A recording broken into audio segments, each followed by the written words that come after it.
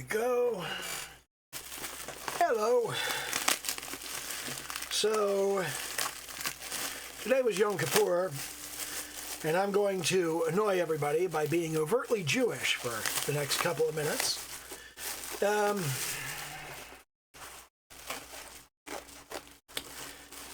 So in Yom Kippur, for those that don't know, the thing that you do is you think about all the shit you fucked up last year and how you're going to not fuck it up this year. That's the purpose of the holiday, is to think about what you fucked up and what you're not going to fuck up. And the thing is, I was thinking about what I fucked up all year, and mostly what I fucked up is this whole content thing.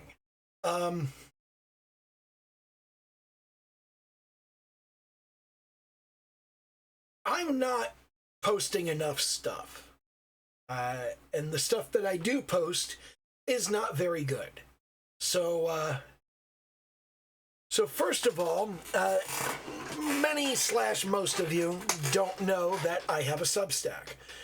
And I need to post on that Substack more frequently. I've been posting on it every other week for the past couple of months. But I think it's time to post on it every week. So I'm going to start posting something on my Substack every Monday. That is all business and economic stuff. So your business, it's business. I post business. I post business and economic stuff on my Substack. So most of you are not going to care about it because you're normal people. I have also been meaning to do Wednesday videos forever, and I need to start doing those. So I'm just going to start doing them. I was going to clip the front of my stream and then use that as the Wednesday video.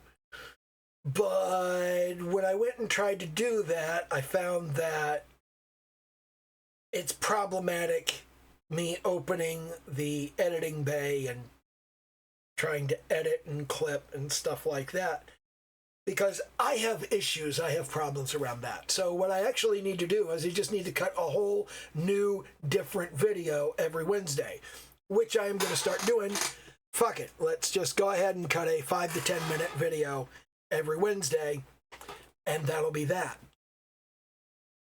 The Friday time lapse. This is 3 weeks in a row I haven't done a Friday time lapse. I do want to do a Friday time lapse, and because I want to do a Friday time lapse, I'm going to put in some effort to do a Friday time lapse. But that kind of tie it all together thing that I was planning, where I would do a time lapse on Friday, and then on the Saturday stream, I would talk a little bit about why I did the time lapse, and then I would talk about how to do everything I did in the piece that's in the time lapse. Yeah, I don't think so. I think that's not the direction that I want to go with the stream, but the direction I do want to go with the stream is I'm not going to stream it anymore. Basically, this is one of the last 3 streams. We're going to have this week, we're going to have next week, and then we're going to have the 2nd of November, and then is it the 2nd? No, we're going to have this week, and then we're going to have next week, then we're going to have the 26th of October, and finally we're going to have the 12, 19, 26. And on the 2nd of November, that'll be the start of season 4. But it's not going to be season 4. It's going to be season 1 of something. I don't know what. I still don't know what. I've been thinking about it, but I don't know what. I haven't figured it out yet. But essentially, what I want to do is I want to stop having a schedule for what I do, for when I do what I do, and I want to start migrating my schedule to being when I post what I do. So, in other words, I'm going to start ramping things up. So not only am I producing more content every week, but I'm producing more content than I post every week. I'm going to start backlogging images to go in the time lapse and videos to upload for the time lapse. I'm going to start putting some of those on in a schedule and setting them to premiere. I'm not going to start doing this immediately, but I am going to start doing this. I'm going to start writing more than once a week for my Substack and scheduling the individual posts to go up a week apart. I'm going to start recording more than one Wednesday video and just setting them to post on Wednesdays. I'm going to do more than one 5 to 10 minute talking head video and more than one 20 to 45 minute art stream and more than one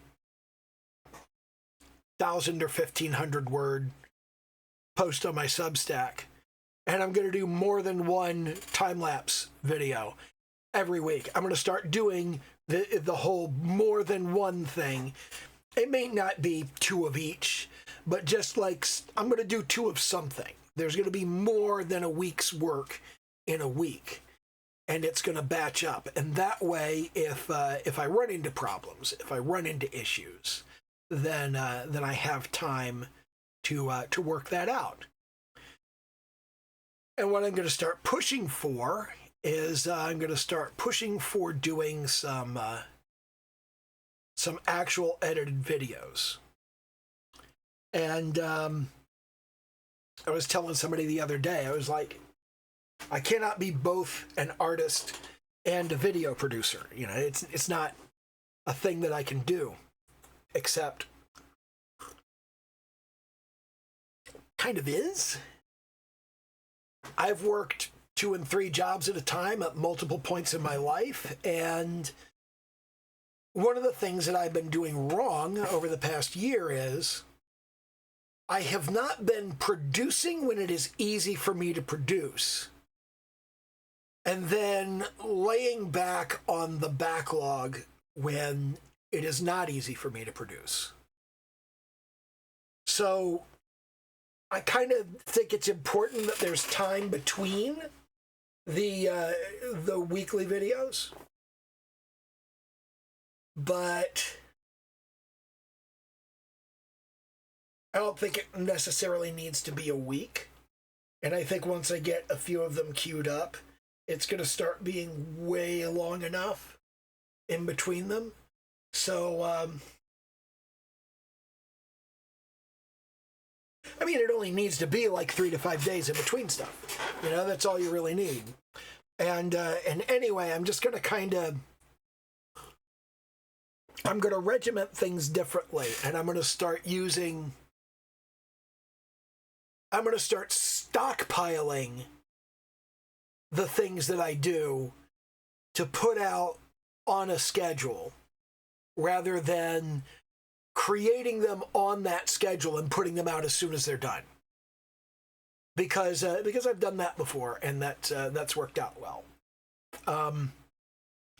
So anyway, that's the thing. I've done a lot of work on the Dark Alley, which, you know, we've talked about the Dark Alley now like substantially. But if we go back to the export time lapse and we jump into about this area, you can see that is it here? Yeah, you can see me trying to redo the where was it? Right here. There we go. Yeah. You see all of the stuff that I talked about in the previous stream, and you see me redo the brick wall the way that I was going to do, the way that I talked about doing on the previous stream.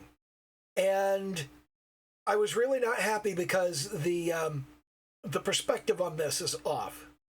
It's not good. So I did a little of it, and I was just like, I'm not going to do the rest of it on stream. I'll do the rest of it someplace else, and I need to redo the other stuff. Well, I went in to redo the other stuff, and I didn't like how it was shaping out. I didn't like the way the colors were working.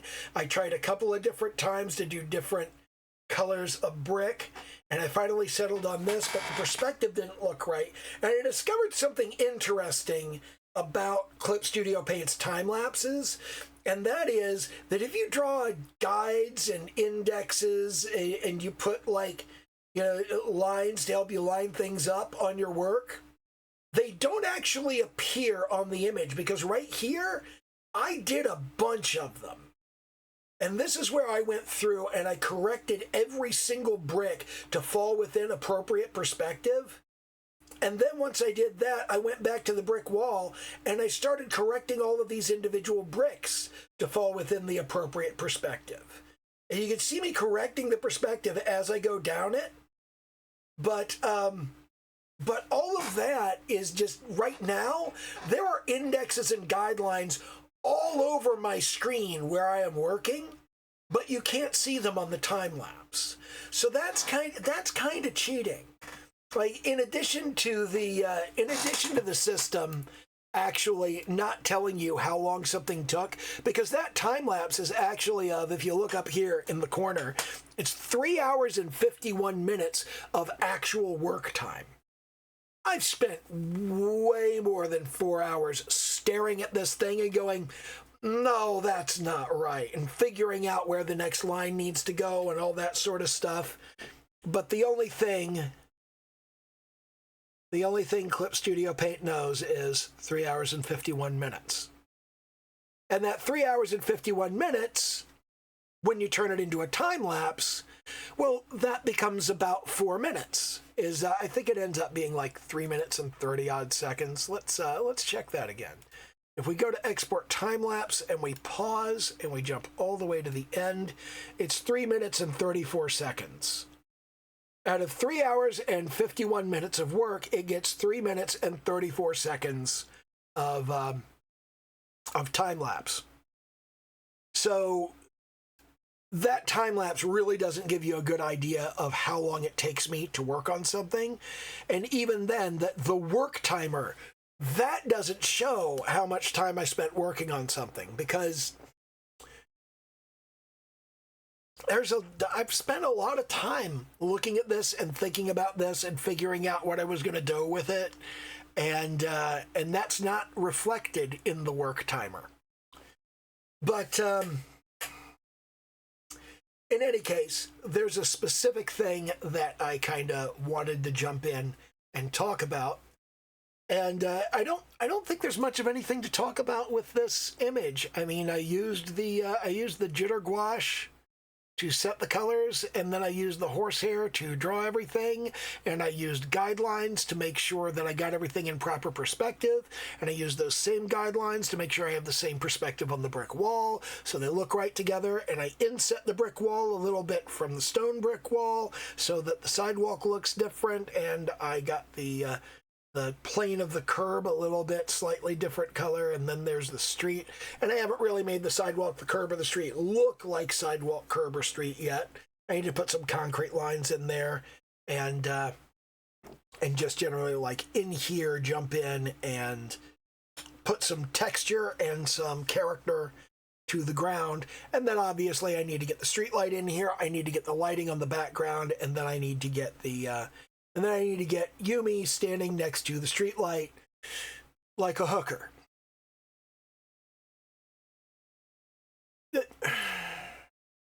God damn it, this is just going to look like I painted a hooker.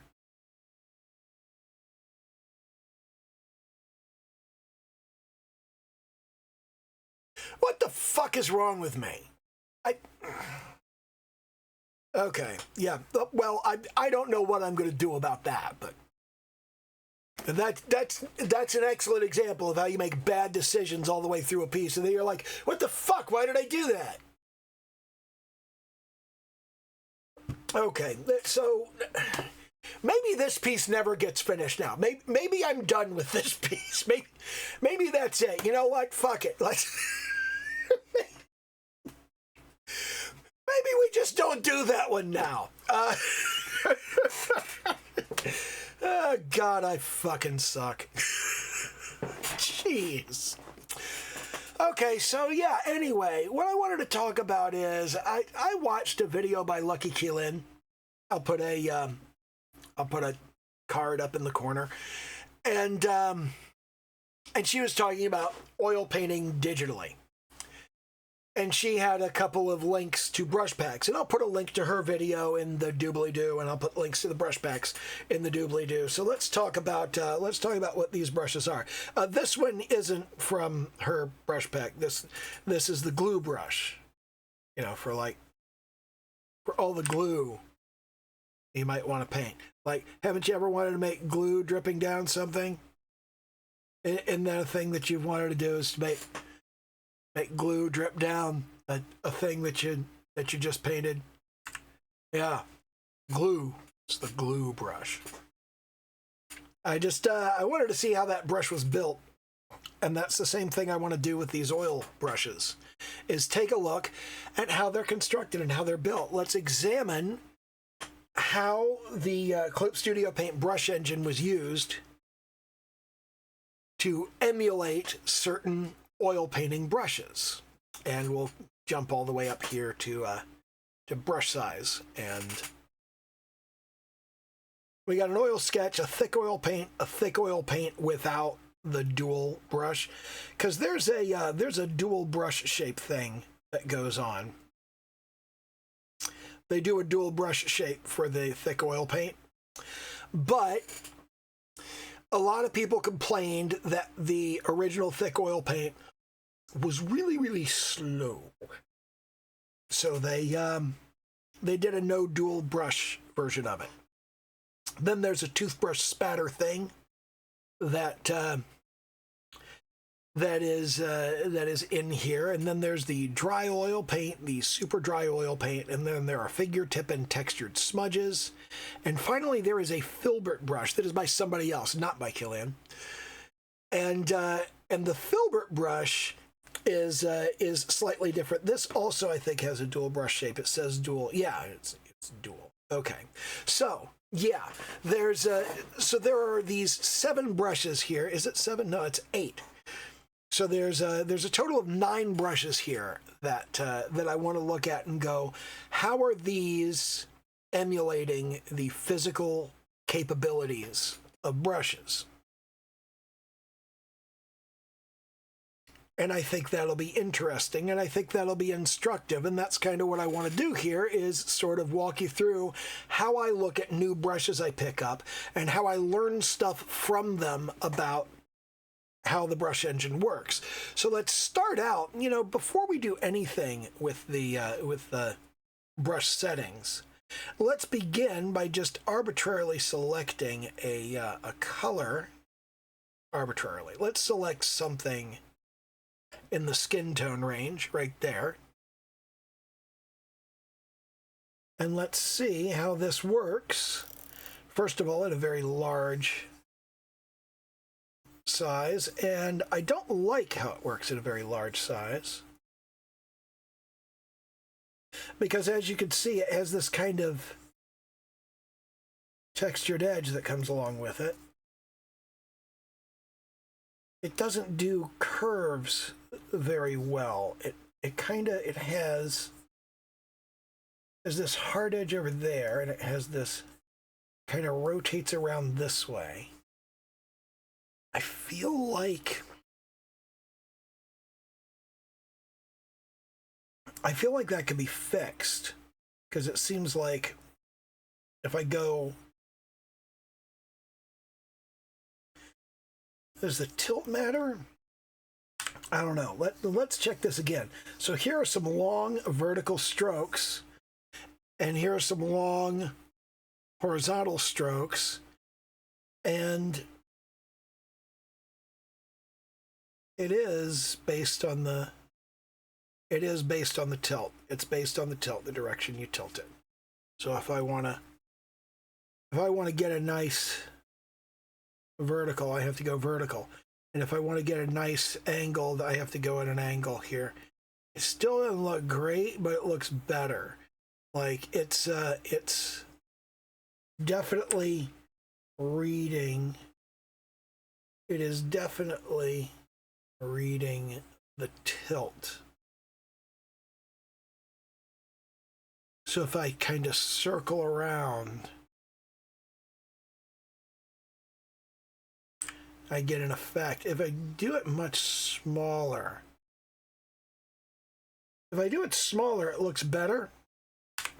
So I think that large sizes aren't good for this brush. And small sizes, it's like, you know, getting very close in. I feel like this brush has been designed to emulate working on canvas. So you should kind of keep it at a size that's accurate to a brush you would actually use on canvas. And it kind of seems like the canvas texture gets bigger with the brush. Like if you take it down to 150, and then you take it down to 60. If we now zoom in, we could see that there is a canvas texture on the brush, and that canvas texture is bigger on the bigger brush. I don't know that I like that really, but let's take a look at something else. Let's take a look at how it works with blending colors. Let's lay in a little patch of color here. And let's ask, okay, now if I wanted to put like a kind of a pink shade in here, okay? How does that blend in? How well can I just blend these? Can I just kind of streak that in? Ooh, that's nice. I feel like if I sample back and forth,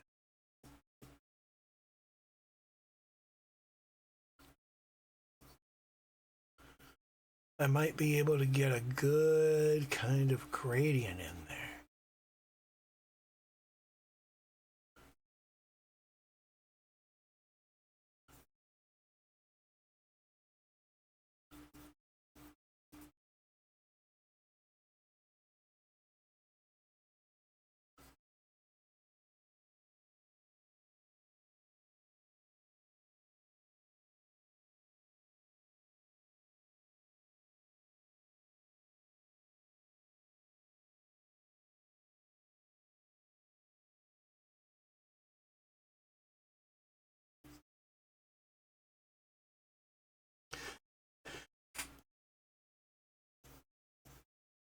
Just kind of pull that over and just kind of pull that over.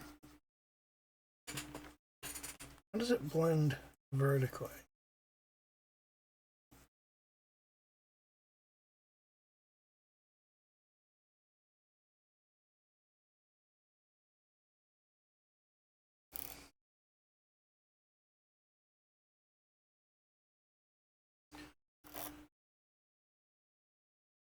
I don't know, it doesn't blend a whole lot. What if we switch to, you know, let's stick on an oil sketch actually.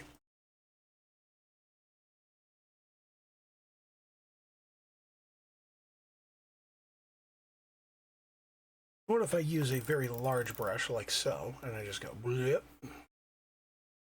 lay in a big swatch. Use a big brush to lay in a really big swatch. Okay, now I go small and I go, okay, so let's blend that in a little. And then we'll grab that and we'll blend that in a little. I don't know, you know, I kind of like the way the dry gouache works. Like if I sample that and I go, okay, here's some dry gouache, and I go, okay, here's some dry gouache. And then if I just kind of gently sweep it over, I feel like that does a much better blend, you know? I feel like those blend together really well, but I don't feel like the oil sketch brush blends very well. Probably because the oil sketch brush isn't intended to blend very well. Let's take a look at how its blending settings work out. So let's take a look at ink. Blending mode is normal. Color mixing is off. Whereas if you look at the dry gouache has color mixing. Okay, and the oil paint doesn't. You're just kind of faking it with with where your pen pressure is. And pen pressure affects brush size and opacity. So that's it. And just... Okay, so with pen pressure affecting brush size and opacity. Okay, so that's an important element of it. The brush size and the opacity are working together. Blending mode is normal. Color mixing. Oh, you can turn color mixing on. And it's got it right there in the panel, which means you can actually just like enable the blend. Okay. Okay, yeah, that's much better. That's much more the kind of thing that I wanted to go on with this. Was for it to mix somewhat. Okay, yeah.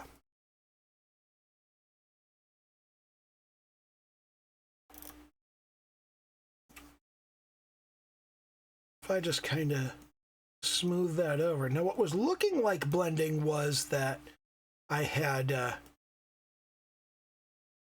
the pressure-sensitive opacity in there. Pressure-sensitive opacity looks like blending a lot. I kind of like the blending that goes on here. Okay. So blending can be turned on and off. Blending mode can be changed from normal to whatever. All right, and so let's take a look at those settings again. We have no color mixing. When we do turn it on, it just kind of has this, and the color stretches up really high. So it just continues to stretch color like forever.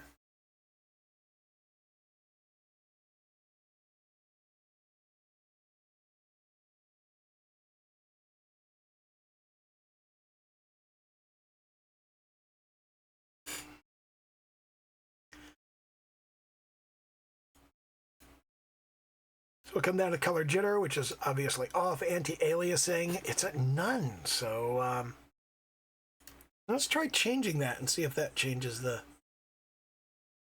way the strokes look.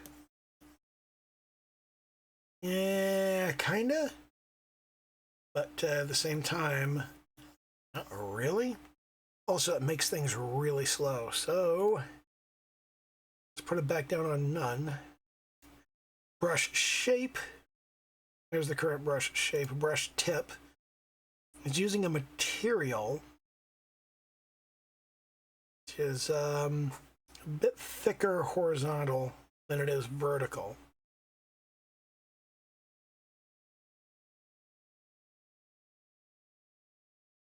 Because angle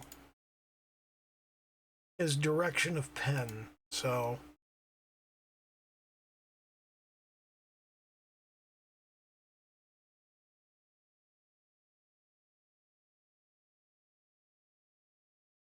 direction of pen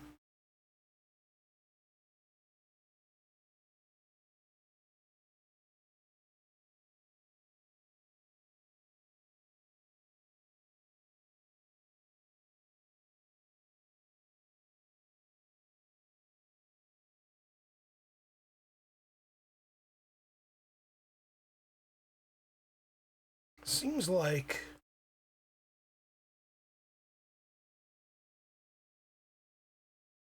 it's fairly hard to get it to point in the direction I want. Not sure how I feel about that. Spraying effect is going to be off. Stroke is going to be fixed, continuous spraying. Yeah, texture.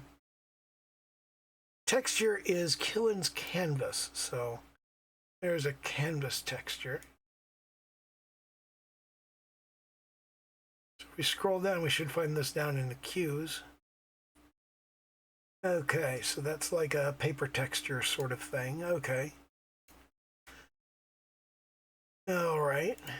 And there's the secondary brush shape. This isn't a dual brush, so it doesn't matter. There's no watercolor edge. It doesn't erase. There's no enable snapping.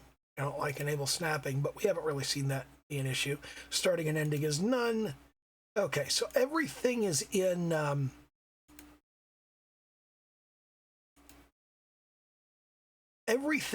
stroke, brush tip,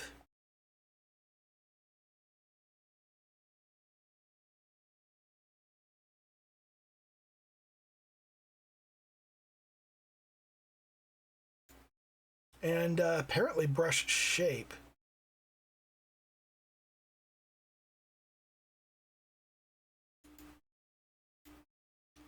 You got brush shape and brush tip. I'm not sure about brush shape. Like,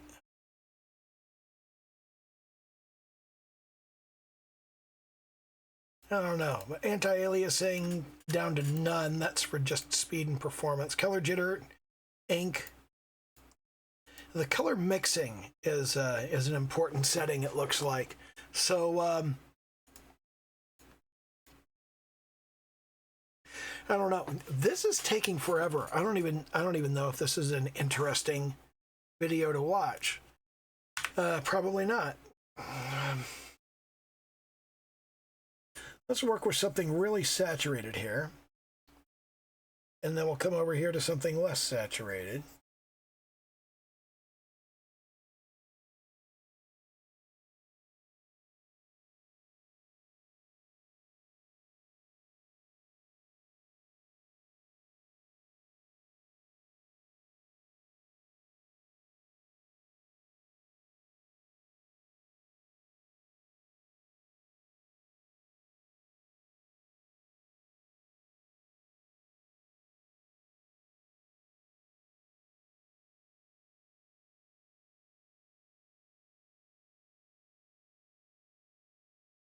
I don't know that I like this. Let's take a look at the thick oil paint.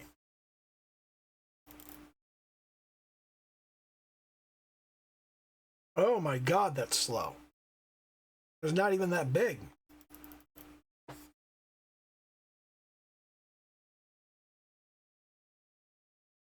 If we go to a less saturated version.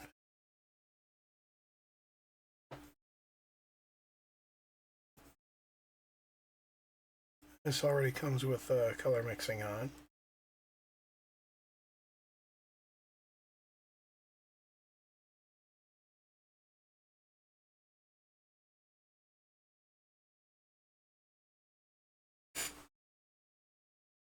I'm not sure how I feel about these. What if it's no dual? Let's get it nice and big. Ooh, it's still good and slow.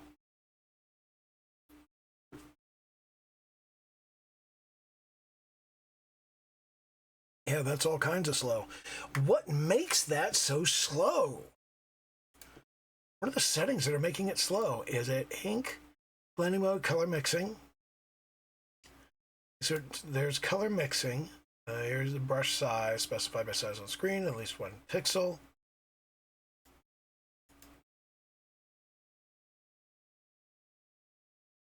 Ink, color jitter, anti-aliasing. We're going to put that on none and see how that.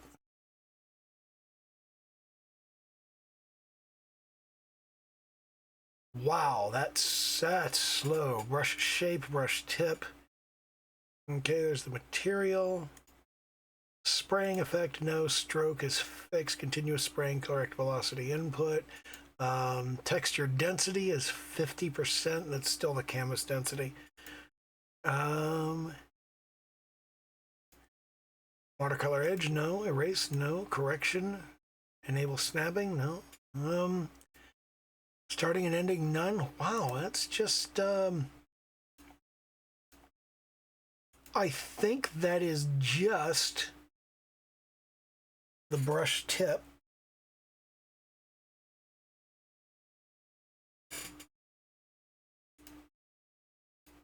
I think it's just the brush tip. You know what? Let's get crazy. Let's go circle.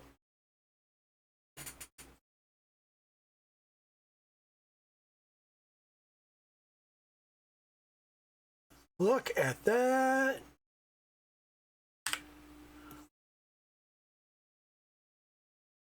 Let's make it bigger. Okay, that makes it a little slow, but no, that's slow. We scroll in. There's this canvas texture. What if we come down to texture, we go, what if we say no texture? If we get rid of the texture, now what do we have? That's that multiple layers thing. Okay, if we come over here to brush shape, brush tip, if we put the material back on it, yeah, that's a much slower brush. So if we just moved a circle and don't do a texture on it, yeah, that's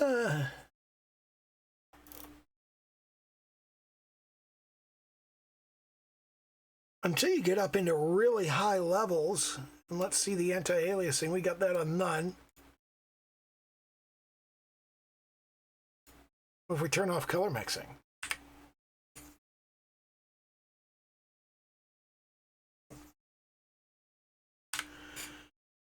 Okay, yeah, color mixing really affects the parameters. Brush shape, or brush tip rather. The material really affects performance, and the texture when we've got the texture dragged in. And let's put that back to where it was. Yeah, look at the difference in performance there.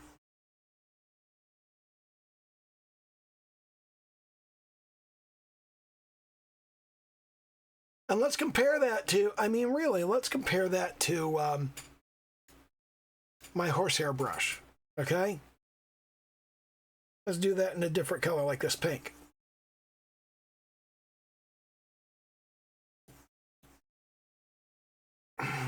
Yeah.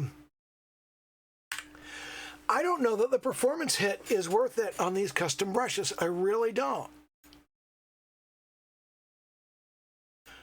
I do want to take a look at these a little bit more. I don't want to just like throw them out, because they are like really cool, you know, like you take your thick oil paint and you just kind of, I feel like you could get a very oil paint kind of look to it. But I also feel like that goes away at large sizes. You do a much larger. So now when you're working at this larger size and you've got this larger texture,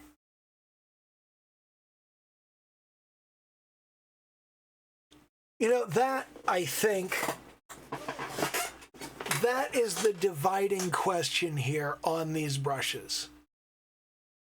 I feel very much like these brushes are intended to be used at a specific canvas size. If you're using the brushes at a particular canvas size, like this is the size I always work in, I think these probably work really, really well. And I think that size is probably smaller than I typically work in, because I don't know if you can see up here, but I work in A4. It's 3508 by 2480, and I work at 300 DPI. Okay? And the reason for doing that is that literally anything that I paint it ends up on disk in a form that can be uploaded immediately to, it can just be sent immediately to any print-on-demand site. And I can make t-shirts and coffee cups and tote bags and shit like that. And A4 is about the size that goes well on a shirt. But I feel like that's a larger size than this artist wants to work in.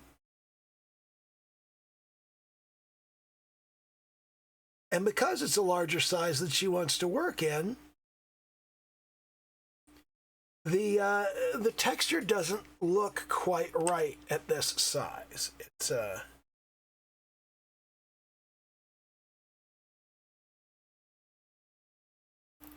when you take the brush down to a level where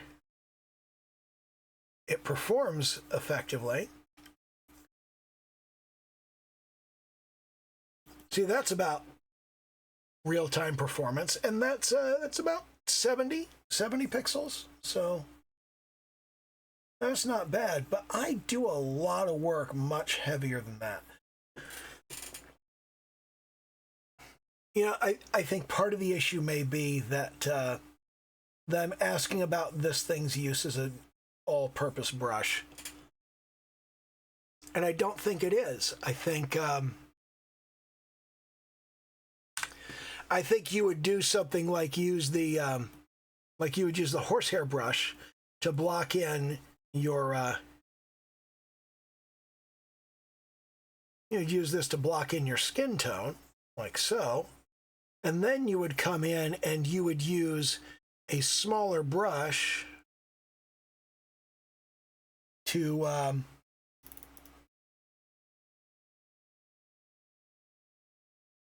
you would use a smaller brush with your oil paint to kind of detail that.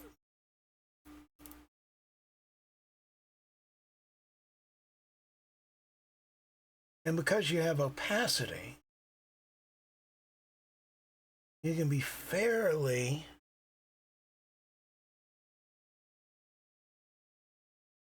detailed with it, and you can go very small.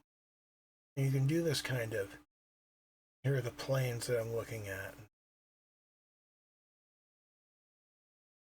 And obviously I'm not actually painting anything in particular, but you can rough that in, and then you can jump in and you can go, well, okay, let's tone that down. Let's make that a little soft right in there. And let's use a dry brush kind of technique to go over top of that. Just kind of tone that down. Okay, I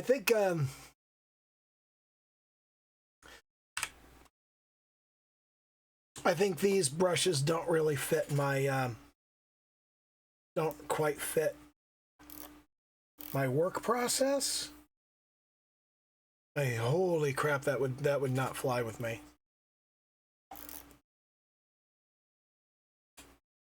Super dry oil.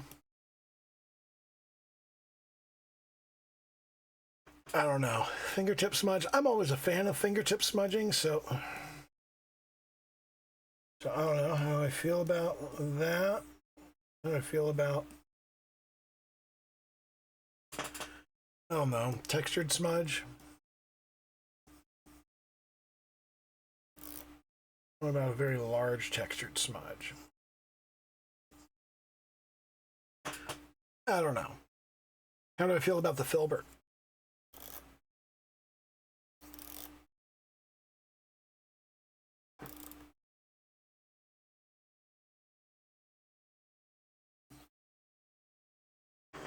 At very large sizes, it slows down, but it's pretty quick at smaller sizes.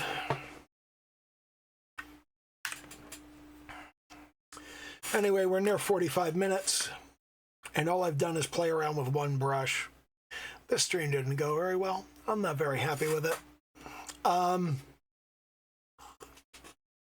Anyway, let me check real quick. I'm going to have a look at the calendar and go, yeah, we got this week and the next 2 weeks are going to be still streamed on the Discord. And then after that, I'm just not going to bother doing the Discord stream anymore. I'm just going to record. And I'm going to rename this. I'm going to change the name of it, and I'm going to do something a little bit different. Anyway, do a little YouTube dance. Like, comment, subscribe, all that happy horse shit. I hope there was something interesting in this, I guess. But that's about it. Okay, bye.